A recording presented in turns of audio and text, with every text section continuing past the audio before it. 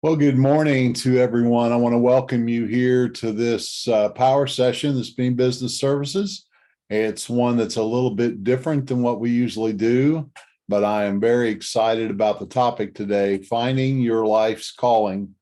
Um, the fact is people want to find their calling so they can find fulfillment and happiness. That's usually what that's about.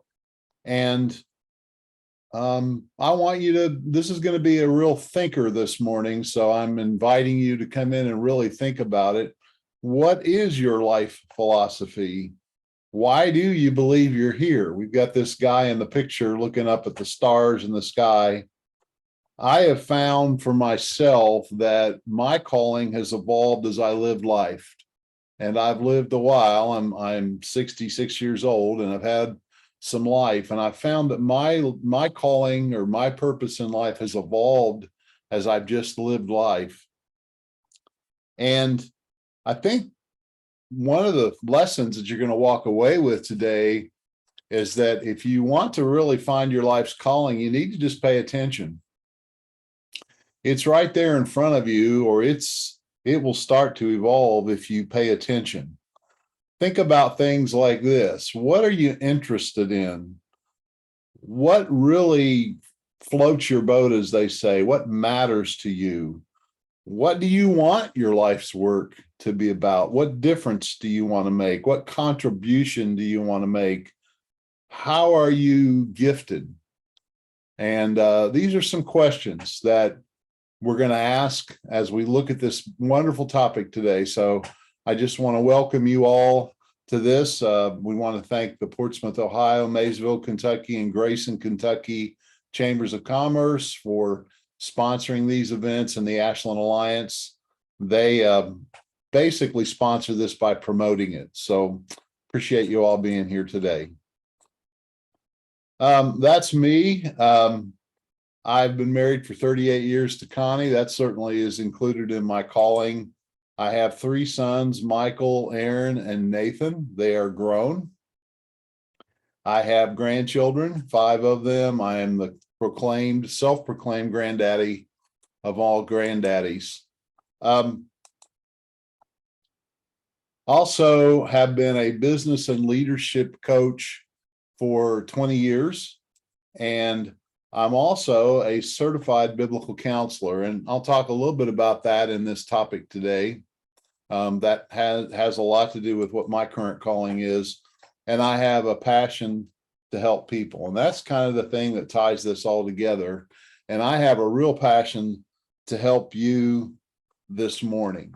So we're going to ask the question, how do I find my calling and fulfill my calling? It's a big, broad question.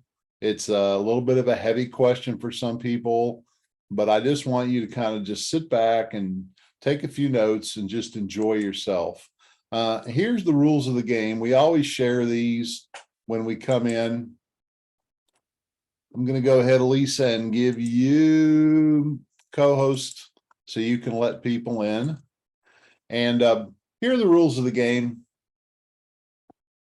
If you want to get the most out of this morning, you're going to invest an hour of your life with me this morning. And here's how you get the most out of it. The first thing is you need to agree to take an ownership mindset. It's basically, if it's to be, it's up to me. I'm going to look at this subject and I'm going to own it. I'm going to decide to make this a priority. I'm going to decide to really give this some thought. I'm going to fully participate 100% with the questions.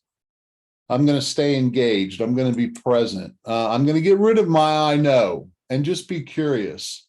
I've got some opinions to share today. You may not agree with all those opinions. That's certainly fine. But I would encourage you to set aside your prejudice, set aside what you already think and know about this topic, and just be curious. Be like a little child.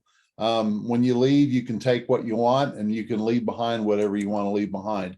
And then let's just have some fun. Even though this is a heavy topic, I think part of calling is all about fulfillment and happiness and enjoying the journey. So that's where we're headed this morning. Just want to give you a moment to look at those rules of the game and kind of embrace those and say yes to those. So let's start with a definition, and this is a Dave Beam definition. But what is calling? I think we can just put some words up here on the screen that'll help you understand what calling is. These are some other words that people might use. What is your life's purpose? Why am I here? The why. Simon Sinek has some wonderful YouTube videos. He has some books out on purpose and the why. Why am I here? Think of the word call. What is it that calls to you? What is it that you are called to do? What is it that you are compelled to want to, how do you want to make a difference? The reason for your existence. Just some real light philosophical questions we're asking this morning. Your contribution. You know that most people's most fulfillment and best feelings in this world happen when you feel like you're making a difference and you're contributing. And you're a unique individual. There's nobody else in this world exactly like you. And you have music in you. You have art in you. You have giving in you. You have something to contribute. I think things have become so crazy, it seems that people are losing a sense of the awe and the wonder of life. And you have been created and you are here for a reason and you have a contribution. What is your gifts? What gifts do you bring to the table? What have you been given? What profession do you want to pursue? What vocation do you want to pursue? How do you want to serve other people? That's what we're asking this morning. How do I find answers to those questions? Your life's work. Some would call it legacy. What difference do you want to leave when you leave this world behind you? What difference do you want to have made? As a business and life coach, we ask and answer and talk about these questions all the time. One of the things I do is I help people with these questions. So if you want to fulfill your life's calling, here's where I'm going to suggest you start. You really need to get some clarity around how you look at the world, the bigger picture. I'm going to give you my worldview. It's the way through the years I've developed my view of how I see things. But you need a bigger context to make sense of things. I see my calling as a steward. A steward is somebody that's been given a task, given a responsibility to fulfill for another person. You will find that seeking to discover your calling, I really believe it's an intensely spiritual pursuit. And when you look up at the stars and you look up at the heavens and you look at the vastness of this universe, you start to feel your insignificance, honestly. You're one little tiny piece of a much bigger picture. And that's where you need to begin with this question of fulfilling your life's calling. Your identity and how you fit, the piece of the puzzle that you fill, drives what you're going to do so you can have your contribution or what you give. It's the be, do, have. We've talked about that on these programs in the past. Who I am drives what I do, which produces the result that I leave behind. And those are all concepts about calling. I'm going to give you and share a little bit of my worldview. Again, I'm not trying to necessarily push this on you, but I want to give you a sense of what a worldview sounds like. I'm convinced that this world is not an evolutionary accident, but that it was intentionally designed by a perfect sovereign God who is the architect. He created everything to fulfill this ultimate purpose of his glory. And that's my worldview. That's how I see the world. That's how I see how I fit into the world.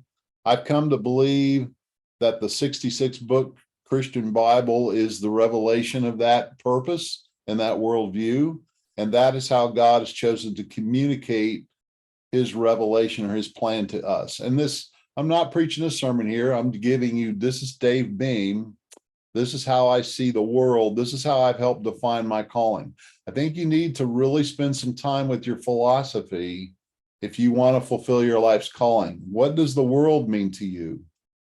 Again, I mentioned earlier, I see myself as a steward. I've been given certain gifts and talents and a life to live and a business to fulfill and a family and a wonderful community.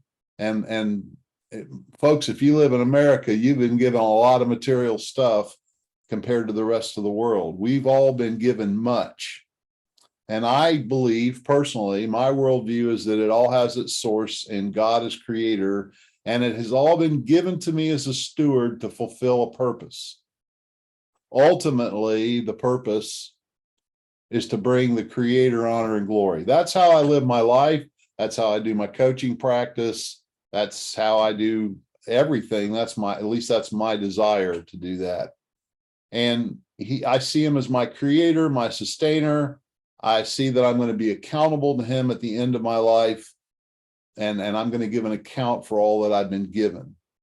And I'm pursuing this calling that I have so that I can fulfill my purpose and my role in this world. And that broadly answers the question, what is my worldview and what is my purpose? Do you have a worldview? I'm going to suggest, if you want to find out your calling, that you need to see the bigger picture.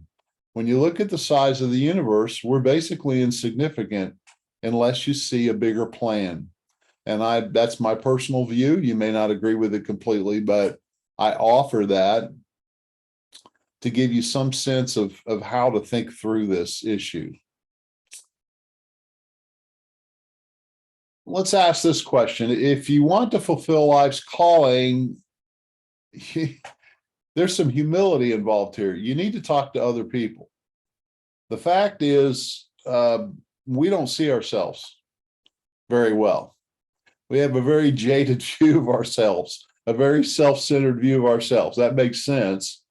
And if you really want to get a sense for what your giftedness is and how you can make a difference in what your calling is, you need to talk to some other people, and people that care about you, and people that will be honest with you, and people that will tell you directly what they see. And none of us, again, fully sees and understands ourselves, and a healthy, humble approach to discovering your life's calling is to ask other people, what do they see about you? What do they see? What value do they see you bringing? What do they see your gifts and your talents and your skills to be? Now, this isn't an ego trip, folks. It doesn't have to be a big pride thing. In fact, it's very humbling to listen to other people as they tell you about yourself. So we need to get feedback. Feedback is a great piece of information to help you discover what your calling is. I want to talk a moment here about natural talent because it'll come up in this discussion. I think talent, though it matters when you're thinking about your calling, what are your talents? I think it's typically overrated. The fact is, there are many, many naturally talented people that don't go anywhere. The thought that natural talent is the most important thing to fulfill a calling is just a legend and a story. It's not true. People have researched this and looked at it. Talent is helpful and it's good to work within your talent, but talent that is combined with disciplined effort is what brings success. And if I'm a business owner, or if I'm hiring people for a team, or if I'm looking for people to help me, I will take disciplined effort over talent any day of the week. I think it's good to find people with talent. And if you have some talent, be thankful for it. But the disciplined effort is what will make that talent effective and develop that talent. So I think this is a good time to talk about it, because coaching is about giving people feedback about how they're developing their skills and their talents and how they can perform better. And in life coaching, it's how can I perform better in life? How can I fulfill this calling that I have? Here's some questions that you might have other people ask you. What do you see are my accomplishments? How have you seen me serve other people effectively in the world? Honest feedback around questions like this will provide clues to you to start to get a sense of what your calling is. It's there. You're already fulfilling part of it. You are who you are. And when other people can help you see that, that'll help you answer this question. If you want to fulfill your life's calling, let's talk about education. And I'm being very specific here today to say that I think it's important to invest in education with a clear purpose. Again, I'm going to offer a personal opinion here. You may or may not agree with this, but going off to expensive higher education with no purpose is a huge burden. I've seen kids, and everybody's a kid when you're 66 years old. I've seen kids trapped in years and years of education with no direction and spending and going in deep debt with no real purpose. Now, I believe in education. I believe in development. I believe in personal development. I wouldn't be a coach if I didn't think that learning was a good thing. But pursuing and discovering your life calling is really a lifelong journey. The learning never ends. What other education and training could you pursue? I think you have to have that sense of what direction you want to go and get really clear on that. And that there are good coaches, there are good people out there that can help you with some questions that can help define really what some of your skills and talents and proclivities are, and you can invest in an education around what you want to do and around what you would be good at. You need to ask some questions like, should I take this job or not take this job? How long should I stay in a job? Should I try to go and start my own business? As a business coach, I deal with that question with people all the time. Well, here's the thought on all of that. If you're in a job and you're learning and you're growing, and even though it may not pay as well as maybe you'll get paid later in life, the question is, am I stale and am I stuck? And am I on the hamster wheel? And am I going round and round and round and not going anywhere? It's just the same old, repeat, repeat, repeat. Or am I growing and learning and developing? That is a bigger question than how much money you're making. Though I know we need to work to pay our bills. I'm all about that. That's the responsible and the right thing to do in my mind. People want to know, well, should I move on? Should I take another job? Should I try to go into business? The question is, are you growing where you're planted? Are you learning in the situation you're in? There's a lot to learn, and there's an upside and a downside to any opportunity and to any situation you're in. So running away from things, changing jobs, changing relationships to run away from things is in my view, not a good idea. The best thing to do is to ask yourself, am I learning and developing here? Maybe I'm learning just to persevere. Here's some practical wisdom that can help you with some context for these questions. Formal education is typically a very significant investment of time. Because of that, I tend to believe that it is wise to have that intentional purpose and clarity before investing in higher education and training like that. Any education and learning opportunity obviously is valuable. You will learn something from anything like that. However, in today's world, internet. We've got we're drunk on information. It's free flowing. It's everywhere you look. Any topic, you can Google it and get more information than you would ever want. And that's wonderful. That has an upside, but it has a real downside too. The upside, I think, is evident.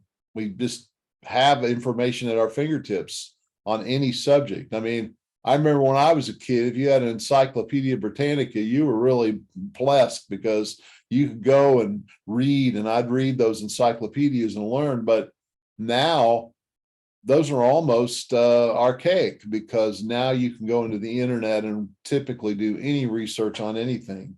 But the downside is that it's not always perceived and understood. In other words, it's easy to get drunk on information and drown in an ocean of information and choices. There's so much information available that we just can't process it all. So trying to be selective and focused is the harder challenge. Many people struggle to focus and commit to a pursuit because there are now so many choices. I call it the Grand China Buffet. You go in and there's 150 different dishes you can try, and you almost could starve to death because you can't decide what to put on your plate. And I think, unfortunately, that is part of the problem in this information age. And it's helpful to have access to a diversity of information and knowledge, but the mastery and the useful skill comes from focus and concentration. So if you're going to make a difference in this world, you need to learn to say no, and to focus, and to choose. And exercising that discipline of choosing and pursuing a focused skill set provides a type of courage where you say no to things so that you can say yes to something that is better. Distraction is the problem. There is so much out there that it is easy to be distracted and have a little bit of everything, which is basically nothing. Let me say that again. A little bit of everything is nothing. There are so many voices, so much noise, so much in this information age that you need to work on developing the ability to turn off almost all of it and focus critically on what has useful and use and meaning to you in your calling. So again, it's choosing, it's ownership, it's that ownership mindset. I'm going to look at something that I believe I would like, where I believe I can make a difference, that fits my abilities and my skills somewhat.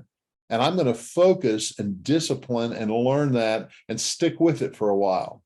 That's what people need today, because there are so many squirrels. There's so much distraction. There's so much information that people can't get any traction on anything.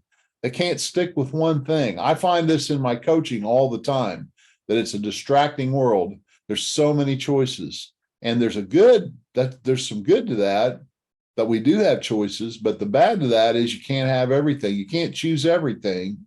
And when you try, and this is what happens when people go into school and college, they just take this general path and do one thing and then another thing and then change a major and go here and there.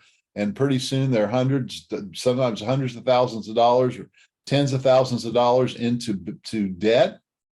And they haven't really developed anything where they can make a difference and provide a service and be skilled. And it's a sad thing. So when we're talking about this life's calling, I'm being very practical here. I think it's important to really focus. Now I'm going to shift gears.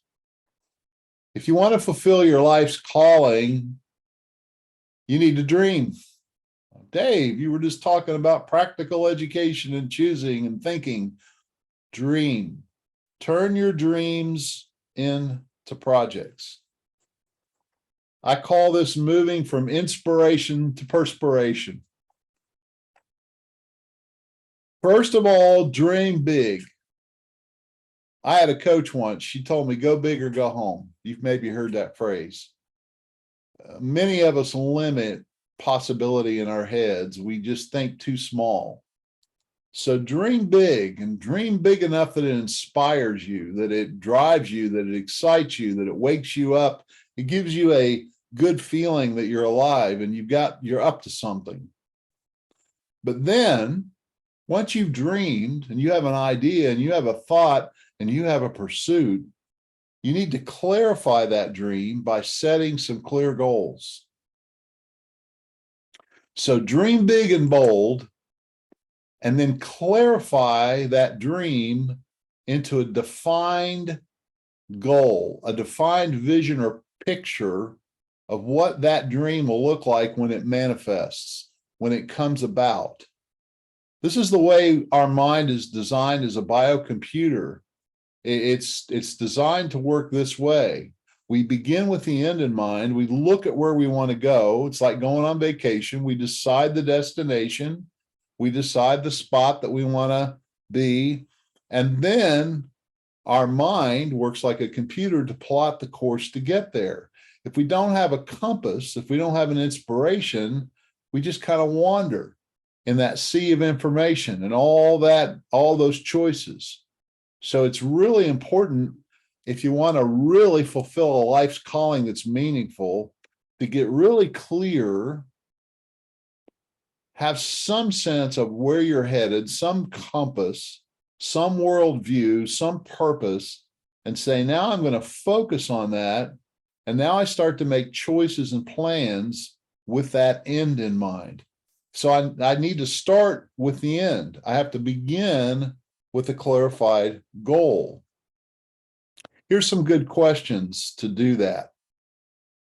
Ask the question, what inspires you? Who inspires you? Allow this inspiration to create that dream and that possibility. Who would you love to serve? How would you love to serve? How would you like to make a difference? If you could do something all day long and you could make money at it or have all your needs met, what would it be? Those are great coaching questions. It's been said, if you do what you love, you'll never work a day in your life. I like that saying. I feel that I'm very much a personification of that.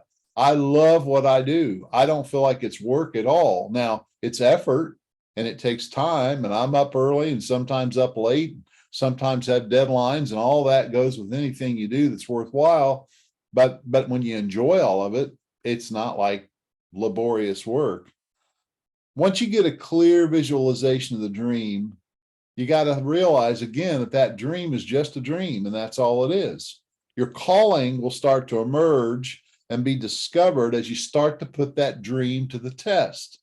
I need to take this vision and this picture and clarify that end, and this magic starts to occur because my mind and my brain is designed to pursue things, but I need to program it. What direction do you want to go? Where do you want to get clarity? To take action, you have to clarify the dream by setting this desired outcome goal. You have to begin with the end in mind. It's not, this is so important, it's not the specific goal that you choose that's so powerful. It's not what you choose, but it's the fact that you set a goal and you pursue it. Because you really don't learn about these things until you're doing them. A clear outcome goal is the tool that fuels the process, and it's the compass that provides the focus and direction.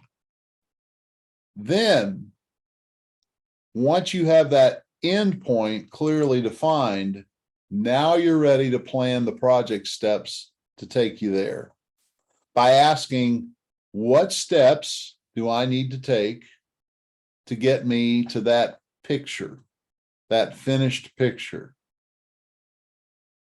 And the most important question in that is, what is the first, most smallest step that I need to take to break the inertia of inaction? In other words, bodies at rest tend to stay at rest. I now have an inspirational goal and I have an end picture. What steps do I need to take? And what is the next step that I can take to get it moving from a dream into a project? Converting that dream into a project is when this magic starts to happen. These small steps called process goals are the SMART goals you've all heard about before, the specific, measurable, achievable, short-term defined action goals that'll move you to the outcome. I hope you're seeing this. You've got some inspiration. You've looked at somebody, you've looked at something, it's touched your heart. You said, I would like to go for that. You take that dream, you clarify it into this goal, into this picture, and this is what it'll look like when I'm there. And then you start to plan the process. You start to plan the project steps. What's needed next? Commitment.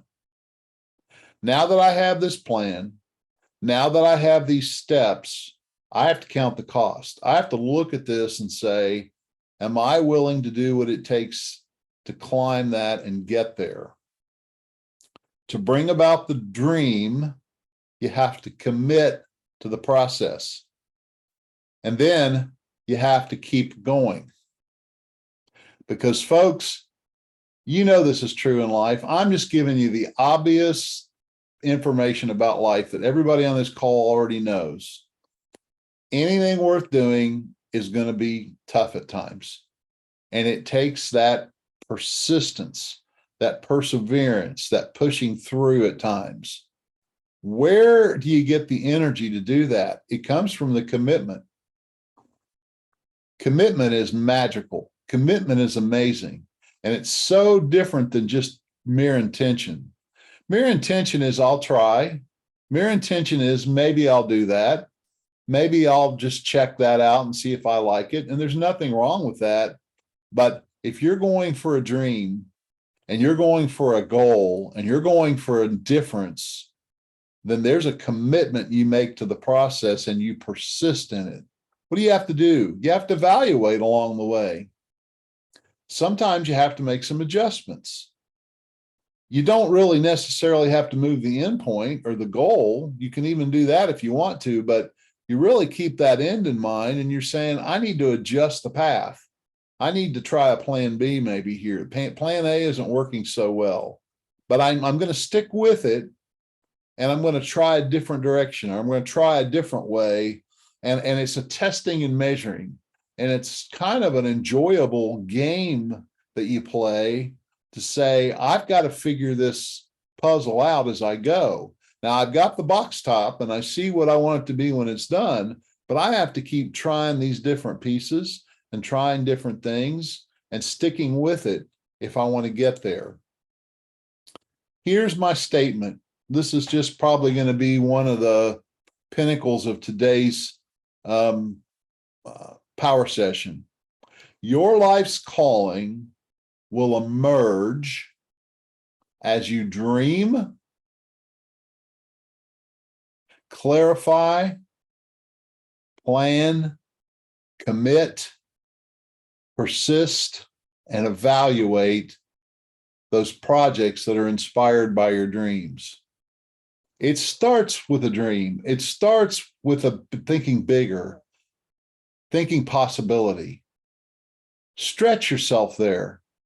You don't know for sure. I don't think you can really commit to a dream. Honestly, I commit to a project. I commit to an outcome. And really, the commitment is even not to that. It's to the steps. Let's just talk about something that everybody on this call understands. Most of you have tried to lose a few pounds. You've tried to get in better shape. Well, I don't want to commit to reaching necessarily a certain number on the scale. I use that number on the scale and that end point to set my direction and to set my commitment.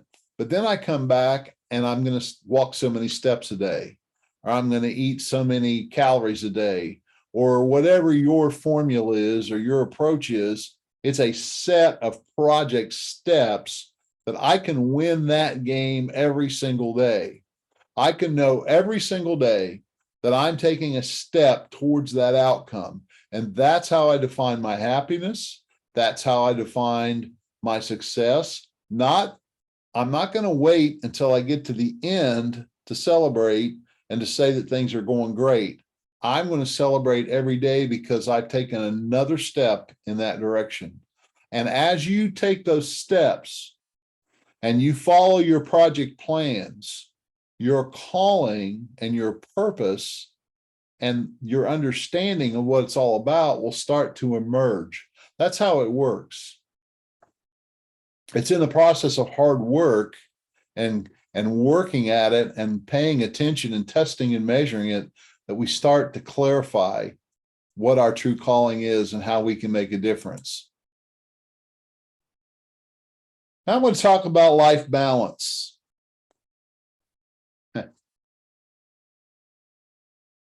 How do you maintain life balance? Most of us have families. We have other things that we are committed to. We have parents to take care of, perhaps. We have children to raise. We have grown children to help out.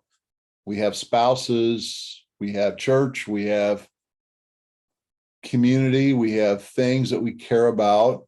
And people say, well, Dave, how do you do all these different roles? How do I balance my life when I'm pursuing my calling? You're not going to like what I have to say right now, probably at first, but please stay with me and just find this interesting and be curious and don't have an I know. I am not a fan of life balance. I think it needs to be replaced with something that makes a whole lot more sense, called harmony. Those who want all of life to be balanced will never achieve excellence. That's my opinion. Harmony is a musical term. Musical harmony is the resolution of dissonance. If you think about a symphony or you think about a musical piece, it's got highs, it's got lows, it's got dissonance. It resolves into something beautiful, and it's an expression that moves up and down and all around. Balance, I have the picture of some guy on a tightrope trying to hold on with a big rod to keep balanced, and he's always ready to fall off. It's the plate spinner, it's the person that's trying to just maintain, kind of survive. That's the life balance picture. I've got this and that and this and that, and I'm over here. It's a frenzied thought of being almost tilted. I don't like the picture. I don't like the concept. I don't think it's a thing to pursue. I don't think it's realistic. I think we need to be harmonized, which considers the seasons. So I've got these 4 seasons coming up here. Up in the left-hand corner, I've got a picture of winter. And then I've got the spring where you sow the seed, and I've got the summer where you water the seed and cultivate. And then I've got the fall where you harvest. And if you think about how seasons work in life, every season has a little bit of a different purpose, but it's all together. I would not say it's balanced. What you're doing in winter is very different than what you're doing in fall. What you're doing in spring is very different than what you're doing in summer. They're all linked together. If I try to plant in the winter, I'm going to have a terrible time having a harvest. If I harvest things too early and I don't wait for the fall, then I'm not going to have the best harvest. If I want a harvest in the winter, I need to plan. I need to do some maintenance. In the spring, I need to focus on that planting, and I need to plow up the ground, and I need to cultivate the soil. And then in the summer, I need to keep water, and I need to keep the weeds out. And then in the fall, I have to get out there at the right time, and I need to bring that harvest in. What am I saying here? That's a harmony. That's a movement of up and down and cold and hot and a lot of activity and not so much activity. There's no real balance. It's not balanced. It's harmonized. Everything contributes something a little different. What am I saying here? Once you have that dream, once you know clearly where you want to go, your life is not going to look real balanced. You're going to have to almost become obsessed. I'm going to use the word. So focused and so intent on that purpose. What is it that you truly want from life? And what do you want to give back? And what do you want to be known for? And when you end this life and you look back on your life, what is it that's going to make you smile? And what is it that's going to make you frown? And then when I start that pursuit, there's going to be a season of preparation. And there's going to be a season of sowing. And then there's going to be a season of cultivation. And finally, there's going to be a season of reaping that. Sometimes it takes years of that hard work to reap something wonderful at the end. I have to see the plan. I have to see the big picture. I think this is a harmonized way of living. Let me be practical. So Dave, you're married. I am married. I have a wife, 38 years, wonderful wife. How do I keep a great marriage while I'm pursuing big dreams, big projects, and serving a lot of people? It's very simple, very profound, but very simple. There are times in the week that are harmonized to include my wife and my relationship separate from everything else. There's a moment on the calendar. There are moments on the calendar. There are instances on the calendar when she is my world and nothing else. There's a moment on Sunday morning when my worship of God with the people of God is all there is. In other words, it's not balanced, it's harmonized. I've got different notes, I've got different volumes, I've got different things, and I harmonize them together. And there are different seasons of life. There are seasons when you're going to be very busy with your children. There are going to be seasons of life when you're very focused on some parents, perhaps, that are struggling. It's learning how to embrace the change that occurs and harmonizing it together into an expression of calling. I hope this is making some sense to you. It's not trying to balance it all. It's trying to embrace it all and harmonize it. So this brings us to this other big question. This has been a big question, hour of power today. Let's consider this question. What is true success? I think many people would say it's doing what makes you happy, doing what makes you happy. And to find out what makes you happy, that's not always easy. Based on this philosophy, I think most people that go down this road say, well, what would make you happy? Well, I believe that happiness is having enough money to purchase whatever I need and whatever I want. And folks, whether we admit it or not, we've all thought that way and we've all had that philosophy. Maybe you have that philosophy right now. That is a false belief. That is a deception and a delusion. The belief that security and enjoyment and satisfaction comes to those who are able to buy whatever they need. That's materialism. I think it's a deception and a delusion. The thought goes like this: I'll be happy when I can afford this. Until that time, I'm still not content. I'm still not satisfied.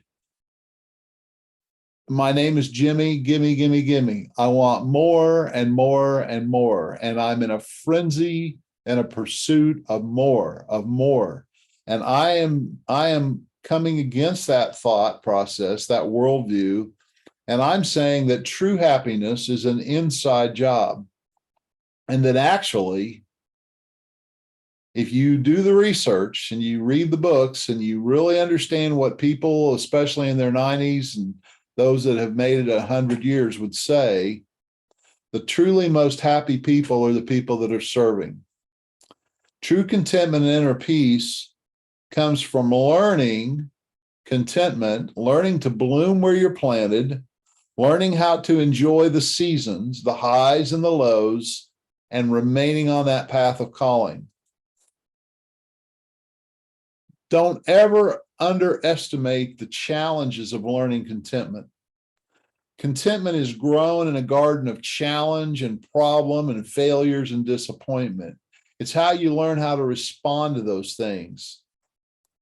It's learning how to enjoy simple pleasures along the way. Stop and smell the roses. Maybe you've heard it said that way before. Little victories, little moves forwards, the fruit of your labor. That's a lesson that once you learn it, it'll serve you the rest of your life. And then in all of that, as you develop this calling to serve other people, man's greatest hour and man's greatest joy is when he's giving back. People find their greatest joy and fulfillment in service of other people. And as you seek your life's calling, I think you need to consider and think about where can you provide the greatest service and value to other people. I think that is the question, is how can I be the greatest service to others? The prosperity that we seek in business, I'm a business coach, the money, the profitability, living the good life, as they would say, is a fruit of service. If you're legitimately giving great service to the world, they'll pay for it gladly. And then you get to take that prosperity and you need to turn around and use it to enable further service. It saddens me when I talk to people that they just live their whole life for retirement. They look for this time in the future when they can finally have me time. And then they get there and it just doesn't have everything that they thought it would. However you live your life and choose, that's your business. I'm not criticizing you. I'm saying there's a different way to look at things. How can I stay active? How can I continue to serve? How can I make a difference in this life, even to the last day and the last breath I take, is a question that I think answers the question, what is true success? It's living a harmonized life that makes a big difference in other people's lives. And that's what I'm going to propose to you that calling is all about. This one's a little philosophical. We're going to do another one in December talking about how to integrate spirituality into your work. Again, I'm going to share my own life story a little bit, my own life belief and the way I see things. But we appreciate you all being here today. Here's what our offers are for today. You can just text me or email me if you want this. You can have the slides if you'd like them. I'll email you a PDF of those. The second one is I have about 6 or 7 pages of notes that I've been working off of today. I'll be glad to send you those notes if you want them. And the third offer is love to have a conversation with you to help you define your calling. And you're saying, well, what will that cost? That won't cost you anything. If you want further coaching, you can ask about that and we can talk about it if you like. But I like to just help people and give back. That's my calling all the time. So that's also free upon your request. Here's my email address, davebeam@mentordavebeam.com. Would love to have a conversation with you. And I hope today has been a blessing and been interesting and been stimulating. So thank you for coming, and hopefully we'll see you in December. By the way, if you go to the website, mentordavebeam.com, all of next year's power sessions have been chosen, the topics, and they are all posted there. If you're interested in coming next year, it's going to be the last Wednesday of every month at 8:30, this same format. And we've got that all lined out, and that's all at no cost because of our sponsors. We're going to be able to provide this free of charge next year as well. So thank you for coming. Thank you for your interest. And we will see you hopefully in December. Goodbye.